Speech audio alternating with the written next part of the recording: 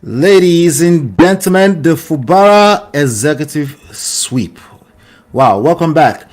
So, a dissolved cabinet, a second peace deal, and a governor who just cleared the board. Rivers State is in a total reset.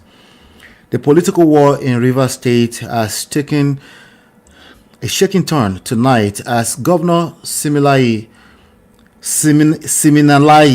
Fubara officially dissolved the State Executive Council. This total wipeout of his cabinet comes just days after President Tinubu's second and alleged final peace intervention in Abuja. Minister Nyesom Wike confirmed the meeting, stating that Tinubu will not intervene a third time. While Fubara has asked commissioners to hand over to permanent secretaries, the big question remains, is this a tactical move to flush out Wike's loyalists, or is it a sign that the peace deal has already collapsed? You've seen peace agreements in Rivers for 35 years, I'm sure, sir. Does a dissolved cabinet lead to a fresh start, or are we just witnessing the calm before the impeachment storm? So we're going to get into this, ladies and gentlemen. Not yet, sir. Let's do our proper intro. Ladies and gentlemen, welcome back. Hit the like button, share, subscribe, turn up your notifications so you are notified when we go live. We've kind of been away for maybe a week or two, so bear with us. We really need you to help us hit the like button to help us ginger the algorithms. But we have some trendy stories around the world for you today. And we would love to have you in this discussion. So again, hit the like button, share, subscribe, turn up your notifications. We'll be right back.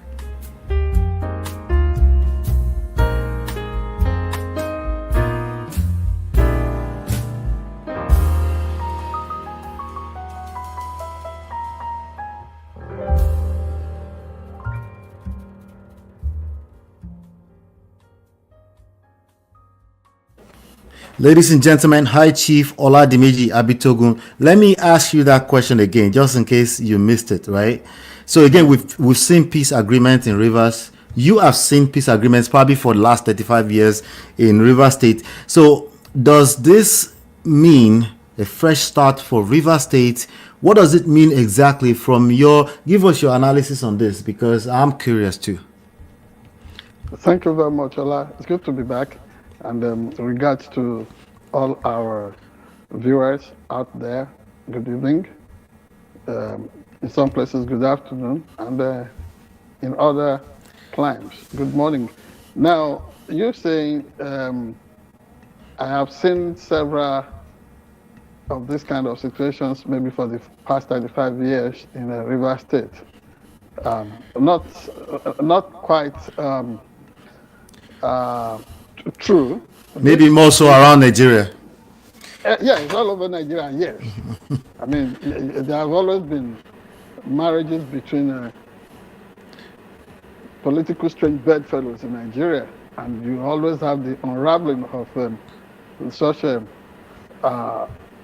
relationships, because some of those political forays could be misguided, or maybe too horribly put together. But in this case, like you rightly observed, the situation in Rivers State is quite unique. Let me say, this kind of peace deal, which is almost like the third time within the last 365 days, probably 1 year, is unprecedented. Nobody has ever had this kind of situation in which an ex-governor continues to want to play the role of puppeteer, who would not, I mean, under the guise of surrogacy, or what some people have tagged godfatherism, continues to want to pull the string, and although not paying anything anymore, but he still wants to continue to pretend to be he who pays the piper, and so wants to continue to dictate the tune. And do not forget what the poet was captured as the child being the father of the man. So similarly, Fubara, the governor of River State, thinking he has now become a full-grown man, somebody who is already given all the reins as the executive governor of the state, wants to be in charge. But curiously, everybody would think that what has applied in the case of the goods should have also played out concerning this gander, but not so. For some reason, you find one of the two most dangerous political operators, one of the two most ruthless political individuals in Nigeria. In this case, former governor of Rivers State, Nyesom Wike, continuing to assert himself, hedged on, encouraged, and given all the political protection from the highest levels in Nigeria. What that is supposed to achieve, nobody knows. But it's so obvious that, as it is, opposition politics in Nigeria seems to have paled into insignificance because of the tactics being employed by those who continue to encourage Nyesom Wike in the game. Because openly, this is somebody that has led a kind of coup, whether political or whatever anybody want to call it. He's been able to undermine and effectively ambush the sitting governor of Rivers State, in this case, Mr. Siminalayi Fubara. So if you are now asking me, is this Chief, your camera is on. If you want to look at us in the camera, okay? Yeah. All right, good. Thank Yeah. you. So if you now say that, could this be maybe a prelude to what could ultimately become the firestorm of impeachment? Let me tell you, that impeachment is never going to happen anymore. I predicted that here a few weeks back. That is why the timely intervention by President Bola Ahmed Tinubu, who himself is suspected to be the one, the hand of Esau and the voice of Jacob, that is really playing former governor Nyesom Wike, now the FCT minister, the Federal Capital Territory. I need to decode that for the abbreviation FCT. For those who are not familiar what that term means in Nigeria, the Federal Capital Territory, Abuja. He is suspected to be the one that finds it so convenient to continue to engage Nyesom Wike as a kind of useful idiot or village idiot for the entire federation, so that the dream, the goal of clinching a second term of the presidency will become so easy. But everybody that saw the figure that came out during the last presidential election from Rivers State would also want to question the relevance and the audacity of engaging somebody like Nyesom Wike to openly display kind of brigandage and ruthless, what's it called? Ruthless rigging of the process. So, for a state with all the braggadocio that was on display during the 2023 presidential elections, all that could come from that state was maybe around 200,000 votes, whatever. People have always looked at River State as a place where votes totaling over 2 million could mass for whoever really wants to become the president of Nigeria. Ranking alongside places like Lagos State, Kano, and the KKK states up north in Nigeria. But in the last election, that did not really play out. So to now want to tie the fortune of Bola Ahmed Tinubu to that of Jason Wike is something anybody cannot easily explain. So, to put it briefly, the fact that the cabinet has been dissolved in a River State today does not really mean that, ultimately this is the battle that would, yes, it would look like, similarly, Fubara is always encouraged to give and give and give and give. So when is somebody going to release the other end of, the other end of the rope in this tug of a war?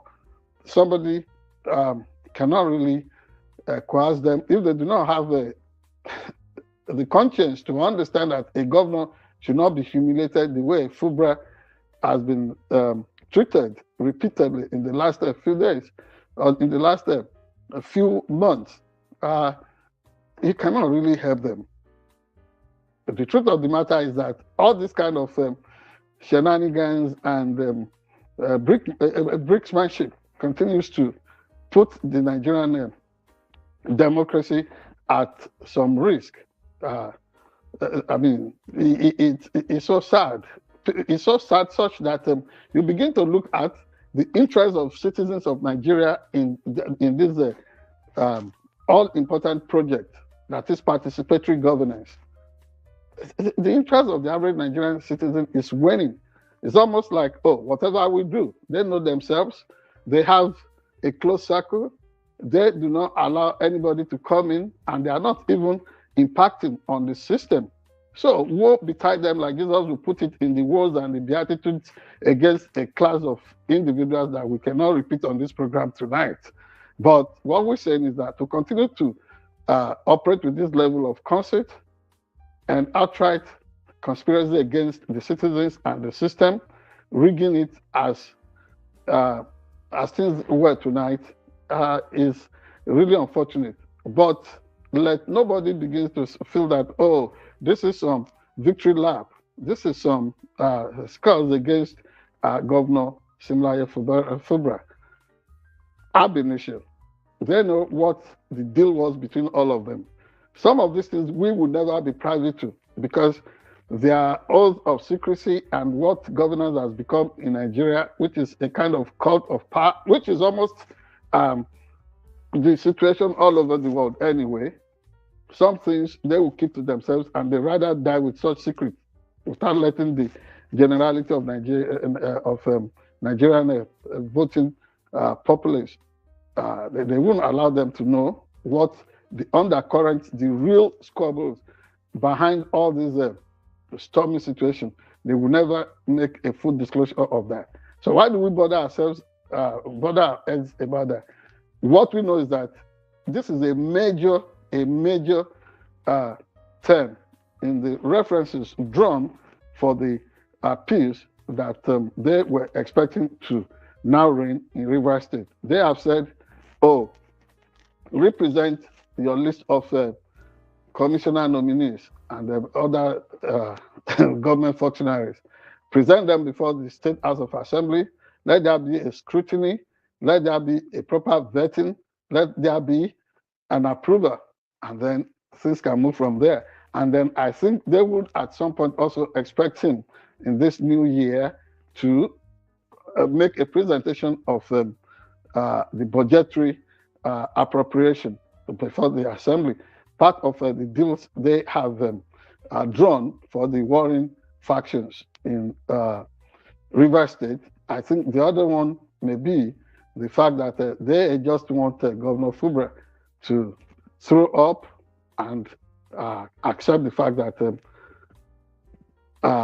Nyesom Wike is benefactor so far, is this leader, the undisputed leader, political leader in River State.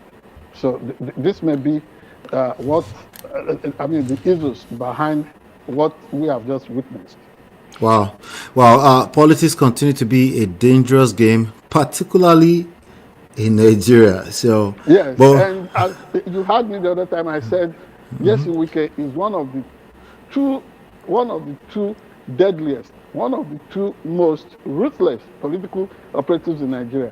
The other one the other individual that is as deadly and brutal in the politics is the diminutive former FCT minister. You see, all of them always come to the FCT. See, former FCT minister, Nasir, or Nasir El-Rufai, like he loves to call himself Nasir. He was former governor before. He was former governor, right?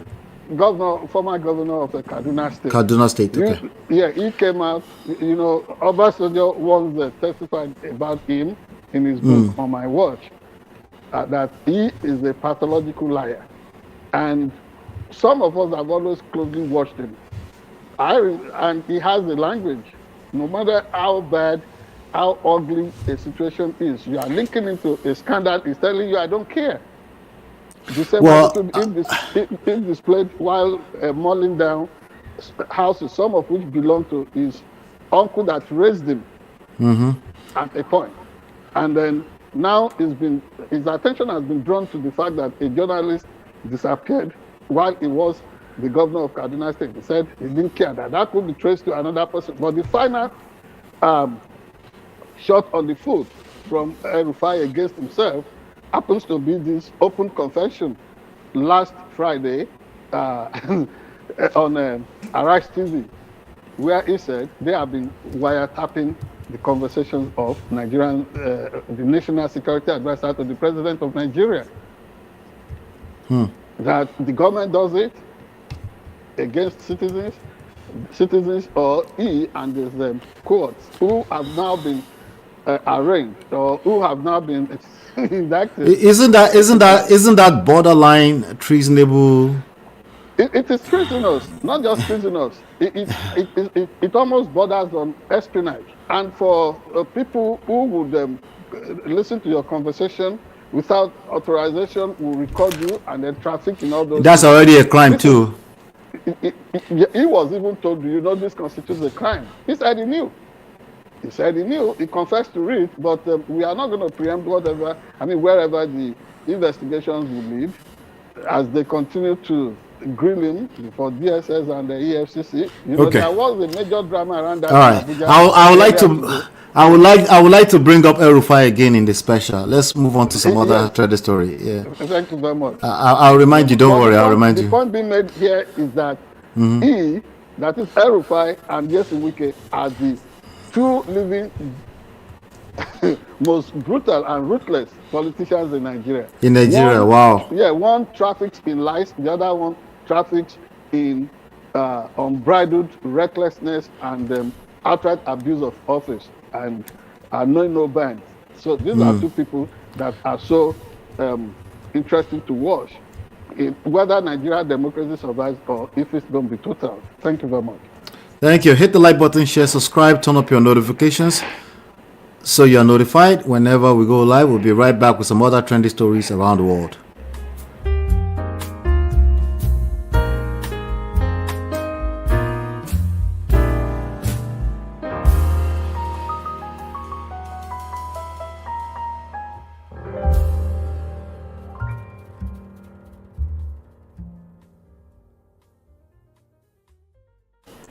Ladies and gentlemen, welcome back. Trump's 400 million naira gilded ballroom scandal. Well, there's I think this is the second. You said 400 million naira or 400 million dollars. My bad. 400 million dollars. Yeah, it's $400 million. So we talked about this the last time, but apparently it's still in the news. The East Wing is in ruins, and the $400 million Trump ballroom is officially caught in a legal war. President Trump is facing a massive legal showdown over the very ground he stands on. New renderings released this week show the most detailed vision yet for the $400 million White House ballroom, a project Trump claims will be the finest in the world. However, the National Trust for Historic Preservation has filed a federal lawsuit to halt construction, arguing that the president illegally demolished the East Wing without congressional review, while Trump insists the project is on budget and ahead of schedule. The National Capital Planning Commission abruptly removed the plans from their website on Friday following a public outcry. Chief, are you ready? So we've seen Trump raid Venezuela and threaten Greenland, and now he's literally tearing down the White House to put a stamp on it. He has even landed. Can we just call this? You said what? He has also landed American troops in Nigeria. And I heard that too. But let's focus on the ball quickly, and then you can go into that. Is this beautification? Okay, I mean that's what he calls it, right? Is this beautification? Abi, this is a dynasty being destroyed right in front of our eyes at the expense of taxpayers' expense. I said expense twice. Well, what are we looking at? Yes, I've always drawn the attention of our viewers and our own attention to the legendary works, the everlasting works of one of Yoruba's epic traditional poets, Mr. Tubosun Oladapo. You know, in that work titled Ason Ninu Ason, that is vanity upon vanity. Now, what is captured in that Yoruba traditional ballad and what have you is that people are obsessed with inanities and vulgarities and vain things of this world. This is just about size. This is just about size. If you have if you are a good student of who Donald Trump is, he's always looking at things from size.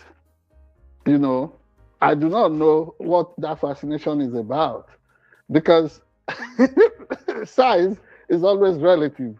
But to want to splash $400 million on a ballroom on East Wing of White House, where people are really thinking of preserving and dreaming about conservation.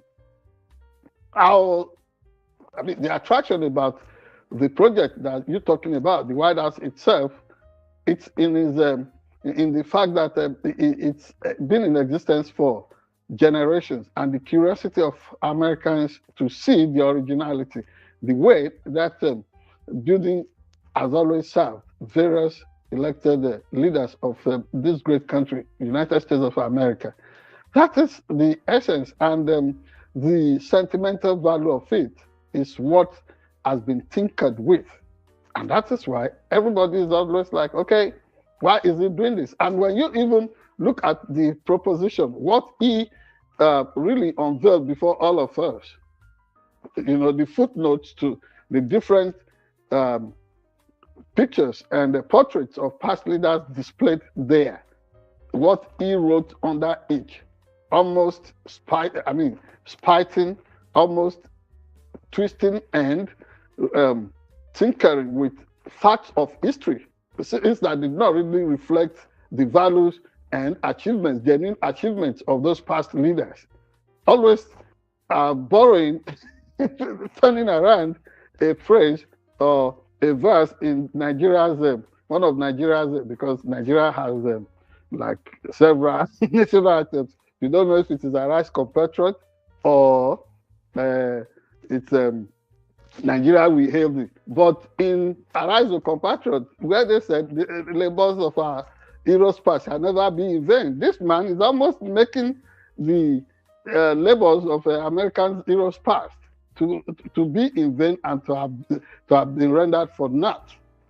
So this is not just this organization, this foundation coming out, gun blazing, and saying, gun blazing by way of a legal fireworks, saying, no, you cannot go beyond certain constitutional limits.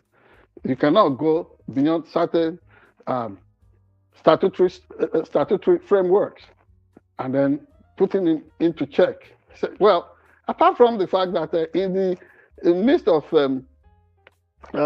hunger and squalor for a considerable number of us Americans, $400 million for what? And people did not, I mean, the cost stakeholders do not really see any reason, any logic or rationale behind what President Donald J. Trump is trying to achieve there. And it will not be a surprise to see the display on, the public display going down. You know, so initially it always sounds tough, but you put, you know, Shigidi. You know what Shigidi is now in Yoruba expression. Shigidi. Yes, it's this thing. I mean, this thing for for a child to play with, but that it's made, or maybe right, like a doll, like wooden doll. Yeah, but made out of clay. Sometimes okay, clay.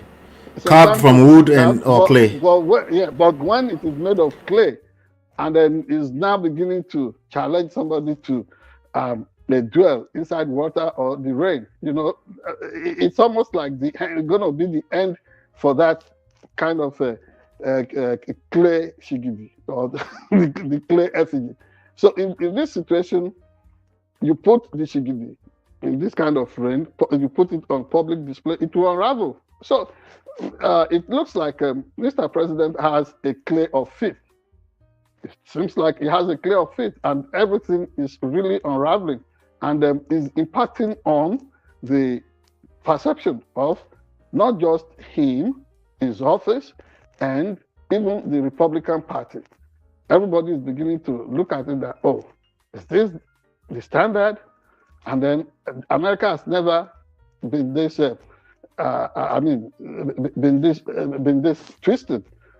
And that touches off too on the hidden files that everybody, including a congressional act that is saying, oh, everything has to be on display. Do not reduct other than, protecting the identity of the youths that were at some point violated by, through this, I cannot use extreme words there, but I also look at it as a satanic sex trafficking ring. But instead of protecting the victims, you see what has happened. And you see that even some of the appointees of Mr. Donald Trump themselves are the ones suffering this Trump derangement syndrome that he often touts against his critics. For example, the Attorney General appears before the Congress and was so feisty and so quarrelsome, and was saying people should think of oh my God, that people should talk less about the victims or his own big influential individual that she's been protecting. But in this case now, she wants the focus to be on the mega performance of the economy, Wall Street. Who does that? And like you have mentioned, the foray to a place like Venezuela, sending or having to sometimes, yes, people like us would want something to be done about the horrendous killings going on in Nigeria. Not just the ones being perpetrated deliberately against Christians, but the ones that are targeted at Muslims who are fellow citizens in Nigeria there, and innocent individuals. Because these evil merchants, the bandits, the terrorists, the kidnappers, they do not have any contract distinction about victims or targets. We would want this to stop, but again, sometimes you look at it that Mr. Donald Trump does some of these things in order to appeal to his base. Oh, I'm standing up against Christian genocide in Nigeria. Is it really about the interest of Nigeria? If it is about the interest of Nigerians, well and good. But if it is just about scoring a cheap political points, no, that is in itself objectionable. Now, the same focus, you would see in the way Venezuela was invaded, how the president was arrested like a common felon, and how all that is playing, just diverting attention, taking attention away from the core issues concerning America. Last week, the good news that, American economy got deceleration of inflation, that inflation got brought down by about 2 point something percent, and that it has not been that great in the last 5 years. Fine. But it is not because of what Donald Trump is doing. It is in spite of what Donald Trump is doing concerning weaponizing the institutions of state against American citizens. It is in spite of the fact that he arbitrarily and by way of impossibly imposes tariff against America's trading partners and all that. In spite of all that, because of the strong underlying fundamentals, which is why it is good to develop good institutions, strong institutions instead of strong personalities. But for what Americans' heroes past have done to establish this country as a shining beacon on the hill that cannot be hidden, we would have been talking of something else now. So when everything is done to distract us, including posting a very obnoxious and annoying images of former President Barack Obama and the former First Lady, Mrs. Michelle Obama, depicting them as apes. But I like Obama's focus. It's not distracted. Like he would always say while making campaign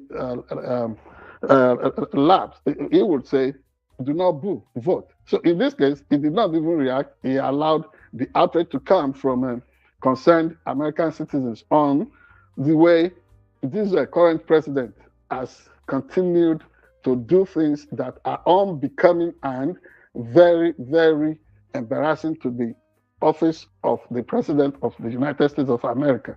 So when you see all these things, you appreciate the horrendous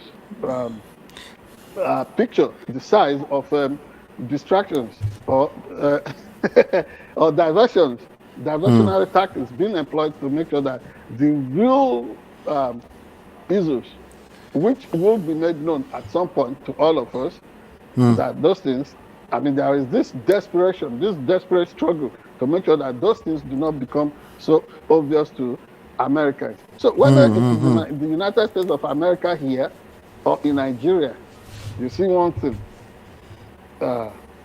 prebendalism. Yes, all that is, attached to that. You see it in real time, really before our very eyes. And then you begin to look at it that, it does not matter whether it is in Africa or in the United States or the most civilized countries of the world. It's almost like the same standard, And who really can save us from this? It is the eternal vigilance of the citizens. Thank you very much. Absolutely. Thank you so much, sir. Thank you so much, sir. All right. So, ladies and gentlemen, join the conversation in the chat. Hit like, share, subscribe, and follow, and turn up your notifications so you're notified. We have some other trendy stories around the world, and we will be right back.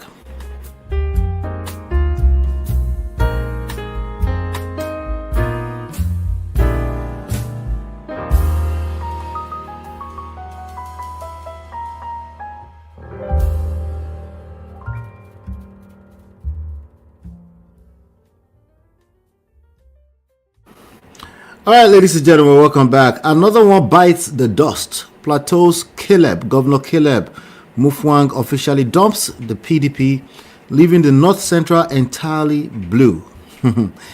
The People's Democratic Party (PDP) has suffered its most devastating blow of 2026. Well, we just started 2026. As Plateau State Governor Caleb Mutfwang officially defected to the APC, announced by APC National Chairman Nentawe Yilwat.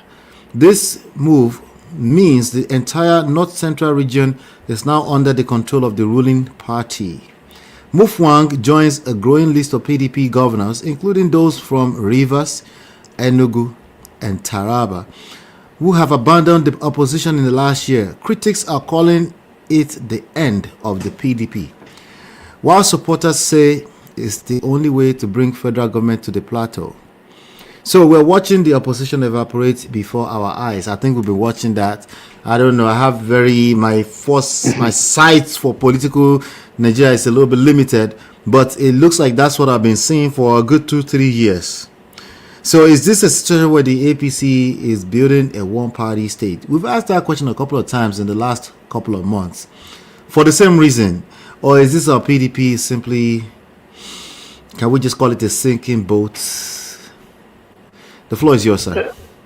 Whatever, I mean, all the scenarios you have painted relative to people jumping parties, and it doesn't happen elsewhere. Like it's so emblematic of politics in Nigeria now.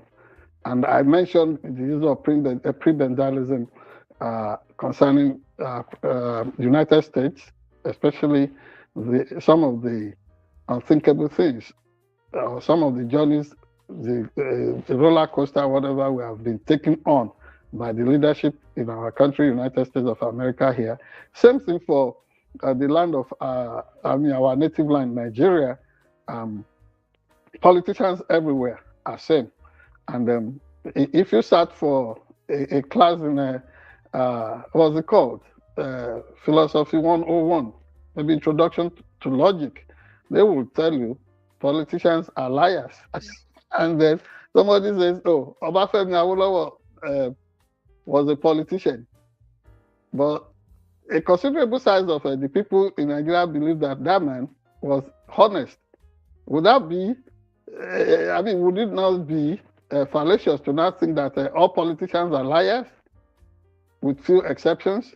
It's almost like that. Because how do you justify, how do you explain the fact that people chose or made a preference concerning a political platform, campaigned and won elections into office on such platforms just because the voting public felt they were, that platform was better in comparison to the other. And then at the end of the day, somehow, without consulting with the electorate, people just jump ship. they jump ship and then go the way of the party that was rejected. Because in Nigeria, as far as I know, there is no independent candidacy. People, in fact, there are court rulings in Nigeria saying that political parties usually are the entities that are usually voted for, not individuals. And so now, with all the spoils of the electoral victory being submitted at the feet of whoever is the president at the moment, isn't it obvious that the spoil belongs to the winner just because people have no long-staying power? They do not have long-staying power. So the point I'm making here is that the governor of Plateau State is not even, the whole thing has even gone beyond that last count of the governor of Plateau State. Earlier today, the governor of Adamawa State, Fintiri, also jumped both, left PDP and decamped into APC. So you are asking the question that may not be too clear, because Nigeria is supposed to be a multi-party state. So does this make Nigeria a one-party place? Well, I think Nigerians are smarter than anybody would want to admit most times. But let me even say that a lot of people, whether international watchers of events in Nigeria or people inside Nigeria, they know that Nigeria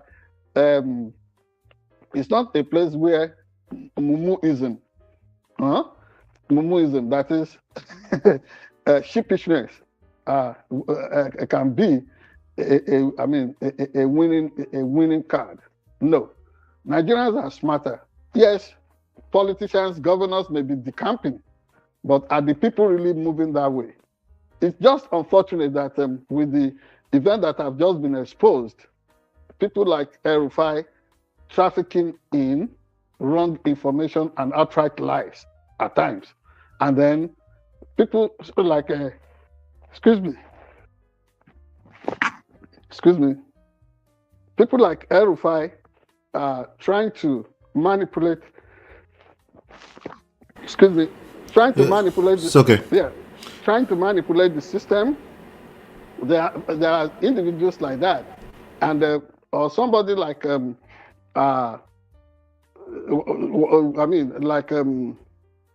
trying to remember the name of this guy now, who came on the podium to say that, they are going to make people to pay certain percentage in terms of taxes on spare parts and what have you. Politicians, if the opposition party, the imagined opposition parties, I'm already thinking beyond the PDP, because if you look at the reports that came from our own team in Nigeria, people in most places, villages, different prisons, wards, constituencies, local government, state, what have you, already in most places, the structure of PDP has collapsed into ADC. Just get that. So, already, yes.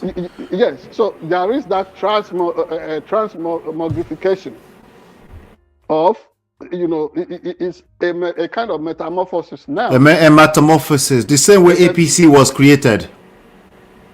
Yes, but this one is more organic than that, because everybody identified the fact that people like Nyesom Wike were planted or made themselves available as useful tools, like Judas Iscariot, all over the place, to make sure that they destroy the structure of a People's Democratic Party of Nigeria. So, looking beyond what has been, what people like the infamy that had been committed and had been perpetuated with willing tools, willing cannon fodders like Nyesom Wike and Ayodele Peter Fayose, former governor of Ekiti State. People are looking beyond such renegade elements that were planted to destroy PDP. But if you destroy PDP, how many political parties are you going to destroy? The pain in all this is that even the people who are so-called experienced politicians, they are not looking beyond the game. I'm really thinking that at this moment, people like Atiku Abubakar should be organizing around political parties like that one being led by Omoyele Sowore, and allowing, allowing a new generation to come on. You mean like AAC? Yes, AAC. That kind of structure, that kind of political party, and an individual like Omoyele Sowore that can call the bluff of a president like Bola Ahmed Tinubu, make the place totally ungovernable for him by making sure that every vote is logged, every avenue of rigging is, is blocked. So these are the things I am looking at. But to continue to think that Nigeria will become a one-party state, I think when we think that way, we do not give enough credit to the irrepressible spirit, the indomitable spirit that operates inside the average Nigerian citizen. And so already things are beginning to take shape. It's just because lying politicians like Nasir El-Rufai and others would destroy the opportunity for the opposition to be able to stand their ground and give the ruling party a run for their for its money and its manipulations and machinations. Now, beyond the fact that everybody is thinking that it's a fait accompli. INEC is already being pocketed by the ruling party, and the whole process is rigged by way of transmission of electronic transmission of results from collection centers and all that. Yes, but the tone that is already coming out of Nigerian opposition, when you begin to hear disturbing reference like rig and die, rig and die, rig and die, that tells you that the whole thing may, unless properly managed, the whole thing may get out of hand. And we have witnessed situations in which people had to be killed. Had to be killed in Nigeria just because of election rigging, not even waiting for the litigations that will arise after the old disputed processes.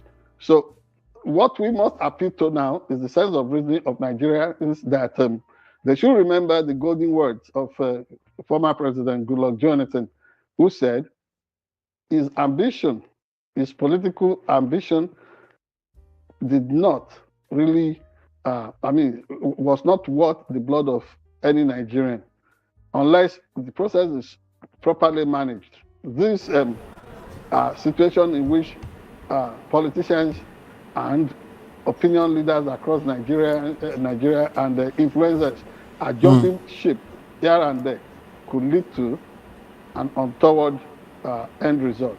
And God forbid that. So we must put our minds to work and understand that the process has to be properly guarded. Again, make sure that every vote counts and that everybody becomes relevant in the process. To want to shortchange the process is to destroy the entire democracy project in Nigeria. And that is why you continue to find that in droves, people are really they are not encouraged to come out to vote. Most times you find less than 30% of Nigerian registered voters voting. That cannot be a true democracy.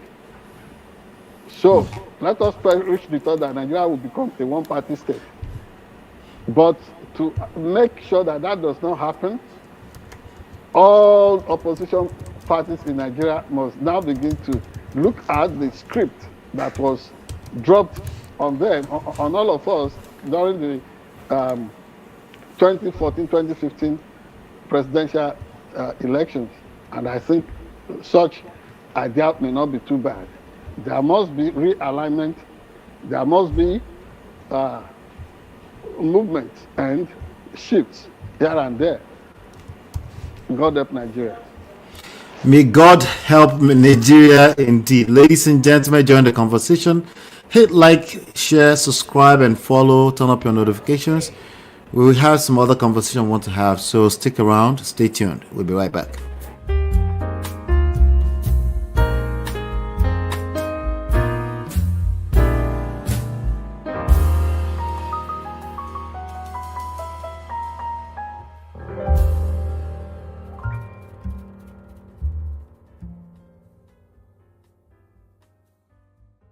All right, welcome back. So today we talked about Fubara. We talked about the Donald Trump's $400 million project. We talked about the sinking boat. We just finished talking about that. But around the world, there's some other trendy stories. I'm going to hint them at you. That I know you have some special for us. But ladies and gentlemen, without further ado, let me say that properly before my uncle catches me. Without further ado, High Chief Oladimeji Abitogun, publisher, editor-in-chief, and High Chief from the great Ayede Ogbese. Welcome back, sir. So, good to be back. Thank So you for we have the Natasha is trending in the last 4 hours because she's still protesting. She's saying she doesn't want to be treated like a second class citizen. I'm not sure how far that message is going to go. But also El Rufai is actually trending for today's his well, 66th birthday. I don't know if you knew that. El Rufai is also yes, trending for that reason. But go ahead, take it away, sir. yeah. Senator Natasha Akpoti-Uduaghan was not just a crying wolf. I think there was supposed to be some committee sitting concerning the North Central Development. I don't know if they call the NCDC Development Commission. You know, they have these development commissions for the 6 geopolitical zones in Nigeria, which started originally with the Niger Delta Development Commission. So the North Central has its own. So I think there was supposed to be a meeting earlier in the day, but I think maybe by commission or omission, that the notice for that meeting was not served on Senator Natasha Akpoti-Uduaghan. And so I think, well, we have our personal ways of handling situations, different, I mean, what you would call them individual ways of handling things. I think what they are flagging on the fact that she said, how dare whoever called that meeting without letting her know. So I hope they are able to sort themselves out. You know, we cannot die in their words. Yes, so we have no She is idea. passionate. Yes, well, she is passionate about the quality of representation she gives to her people, particularly people of Kogi Central Senatorial District. And Yes. somehow, Sorry, people should learn to. are you speaking to the? They said there's some exclusion from the North Central Development Commission Yes, (NCDC). that is what I've just explained to you. Okay. Yeah, that is what I've just explained. So Yeah. I hope they will sort it out, because to always want to make it look like Senator Natasha Akpoti-Uduaghan is being targeted. It's not too good for the image of the Nigeria's National Assembly, particularly the Senate, because how many women do we have in that Senate? Maybe 3 or 4, and then overwhelmingly dominated by men already. But our people saw certain qualities in her, which was why they gave her the mandate to be their unqualified representative, their senator in the National Assembly. Could she be given a fair, I mean, she should be treated fairly. That is what I would say. Then you mentioned the fact that Nasir El-Rufai turned 66 today. Well, good luck and congratulations to him. No doubt, he has served Nigeria in some capacity. Right from, I knew him when he was the man in charge of the Bureau for Public Enterprise in Abuja. And I think he gave his best. He was brought into power by former Vice President Atiku Abubakar. But at some point, you know, serially, he's been identified as somebody that is always dishing people. He has no loyalty to anybody, and could just flip on whoever thinks, oh. So it's somebody people cannot really count on. But this thing that disturbs me is the fact that he finds it so easy to come up with out of place, fantastic lies. They look at it as element of politics. In Yoruba, they'll say, Onyibo Oshelu. You know, I often heard that from my big brother, your uncle, Oladimeji Abitogun. Onyibo Oshelu, you know, firing political shots, you know, artillery at somebody. Nasir El-Rufai is really skilled in that. He comes out with some out of place tales, and then the whole politics becomes so heated. And that is how it's always made this impact. People, he's continued in that game for a very long time. So people who find it so convenient to work with him, to engage him, to weaponize him in that kind of role, are the people that are already out today calling him all sorts of names. But when he was using those lies to back them up, to prop them up, so much so that now they have become arbitrars on our neck as people of a Nigerian descent. We should continue to manage him, but I have always viewed him as a very dangerous individual and a kind of undesirable political element. Why do I say this? He was the person that, by training, is an architect. He was the person that came up with the idea of Muslim ticket originally. And after they got what they wanted, he was the one who organized a forum of Islamic clerics to taunt everybody that who do Christians call themselves in Nigeria. And all the things, the table has turned against him. That was why he could not meet the threshold when he was screened by the Senate in Nigeria to become a minister. And since then, he has drawn a battle line between the ruling government and himself.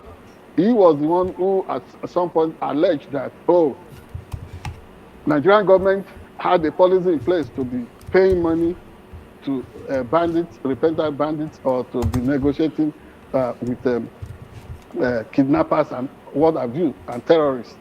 It was too that came out last week, or in certain leaked memos, to say that Nigeria had imported about 10 kilograms of Valium sulfate, and that whatever it had to be used for. Even after the NSA's office had clarified to him that they were not, they did not import anything like that, and that probably should come forward to shed more light on it. He doubled down by alleging that that they have been wiretapping the National Security Advisor in Nigeria, which has now become his Waterloo. I don't want to draw conclusions because he may have his facts. We cannot say that it's this or that because we don't like his face. But one thing I've always known about Nasir El-Rufai is that he's dogged, he's determined, he is a goal-getter. The only problem I have with him is that he does not look like a Nigerian leader that likes the faces of the poor. He doesn't seem to like the poor. If as diminutive as he is, I am a short man, but I'm not a short man devil.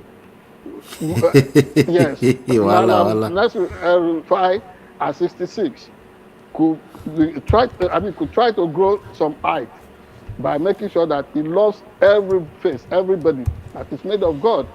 For how long is he going to continue to be an irredentist Islamist and then polarizer and if they are drawing the list of so-called, what do you call it, sponsors of terrorism in Nigeria, I think it should make that list. But for some reason, they are focusing on Kwakonso. Too bad. Finally. Finally. Okay. Let's engage. Let's engage. Shout out to Okpe in the chat. Okpe 73 he says no way. Okpe 73 says she was trying to. I think he's speaking to the Natasha stuff. She was trying to humiliate a Kogi minister just to make political shots, not to actually ask questions. Not everything is politics. What do you have to say about that? That is why I said we won't die in their war. Okpe may be right. Okay. All right. Good. All right, continue. You had one last point to make. We got 1 minute. Go ahead, sir. Yes. If we have spoken about events all over the world, let's come back. Okay. I need to really celebrate a mother in the house today. Yes, a matriarch of the Abitogun family dynasty, and that is in person of my non-biological mother. Because if I say my mom, in Yoruba land, every woman in the house is your mother. Every woman married to your family becomes your mother. But in this case, let me conceptualize it. Yes, my non-biological mother, but my mother.